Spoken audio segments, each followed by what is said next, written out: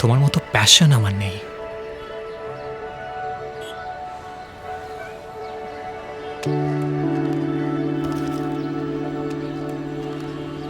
ভালো ফটোগ্রাফি করার একটা ছোট ট্রিক আছে। তোমাকে তোমার সাবজেক্টের ভবিষ্যৎটা জানতে হবে। ধৈর্য ধরো আর মুহূর্তগুলোকে ক্লিক করো। রাজ্যে 7টা নতুন জেলা তৈরি হচ্ছে। ব্যাস, তাহলে আর এত ভেবো না। আমার ট্রিকটা শুধু মনে রেখো।